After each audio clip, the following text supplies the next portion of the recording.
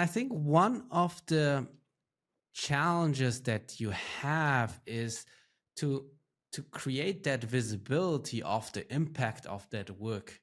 You can, I think it's very important to send the message: you're a creator, you are also a customer of data. And I think that can be already half of the win, making that mindset shift. But I also remember you were talking about something I recall as fat organization pipelines for data. Yes. So basically, my understanding of that is basically where are the large value flows or the important value flows for data in the company, from somebody creating a piece of data to somebody using it for something that is really truly business critical. Is that something, that mapping making?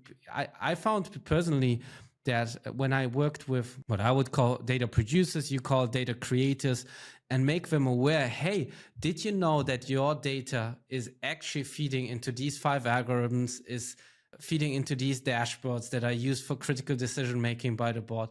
A lot of times they said, I had no idea and I would have behaved differently if I knew, and simply creating that transparency is very, very powerful. So by the way, I mean, what you just described is a job upgrade.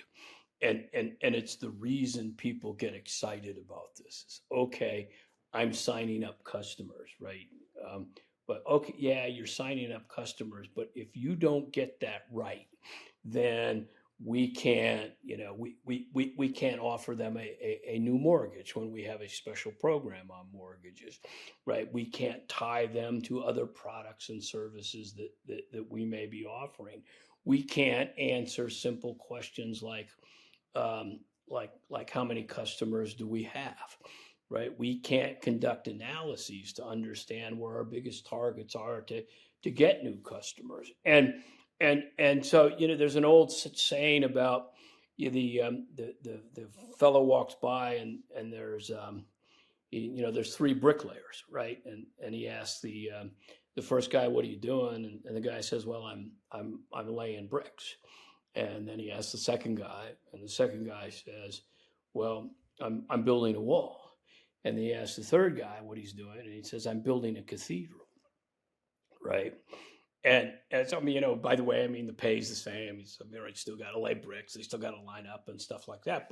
But the job satisfaction of the third guy is way, way higher, right? And I bet he's a better bricklayer just because he understands the context and something, this doesn't look right. This isn't consistent with my view of the cathedral kind of thing.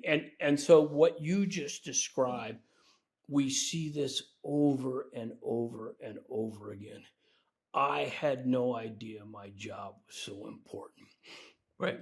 And it is why these simple roles, customers and creators can be transformative.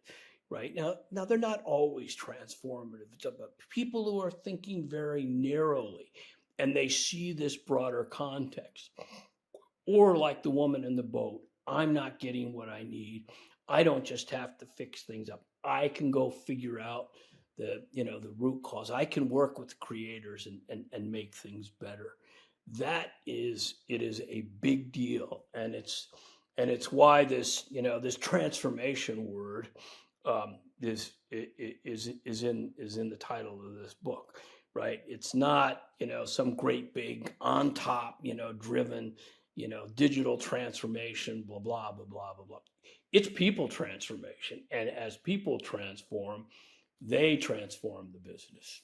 Now what would you say is the role of the upper management, in incentivizing such behaviors and maybe simply in the way they maybe communicate to their employees? What I have seen is that it has a large effect when you publicly say how important it is that sales data is coming in a good shape and that any effort is really appreciated, and maybe even bringing some examples.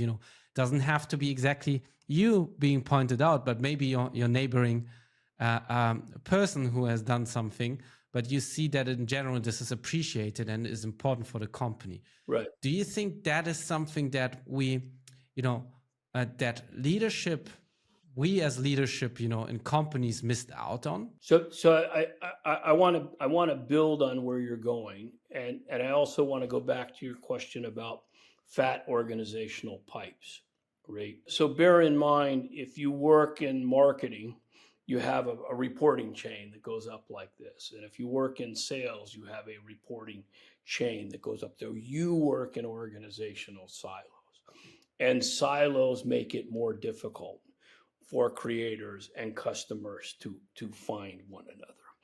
Okay, and I mean, this is just sort of like the cold brutal reality. If you're strongly motivated, you can go do it, but so, oh, I'll get to it, kind of thing.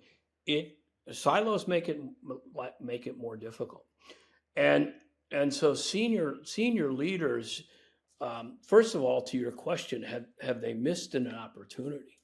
They've missed an enormous opportunity, right?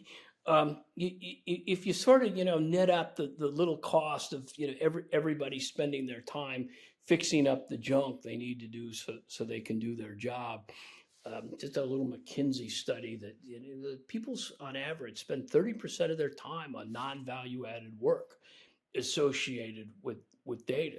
So if all you are is counting the dollars and the euros or whatever it is, there is this enormous mass of money that you are leaving on the table, and it reflects itself on in lost productivity and added cost, right, and the inability to do clever things like AI, and so that's number one, and then number two, just in lost opportunity to switch people on, and sort of switch people on and get out of their way. So if you're management, you do have to realize that the reason the organizations that you've put in place, right, you're responsible for those organizations. And the pipes that we talk about aim to make it easier to deal with silos, right? And so you've got to take some of that seriously.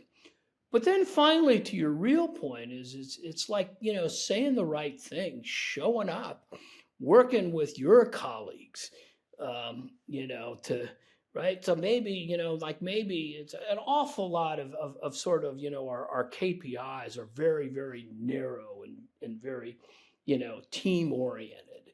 And, an acknowledgement that, not everything that's important do we capture a measurement on.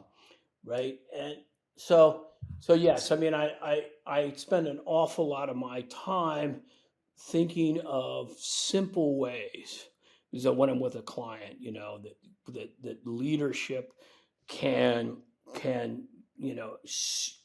make things go a lot easier, right? And by the way, I mean, not to be crass about this, but one of the things I found about all senior leaders is they all either want to actually help, or they at least want to be perceived as helping, right? I mean, it's a little cynical about that, right? But a lot of times they just don't know what to do. And yet the bottom line is, as you said, I mean, there's really, really simple things you can do, right? A problem can come to your attention, and you can say, hey, I'm going to buy pizza, right? Let's get together. Let's sort of talk about this in a non-threatening way, right? You can reach out to people and say, what are you experiencing? How can I help? Right? To make some phone calls.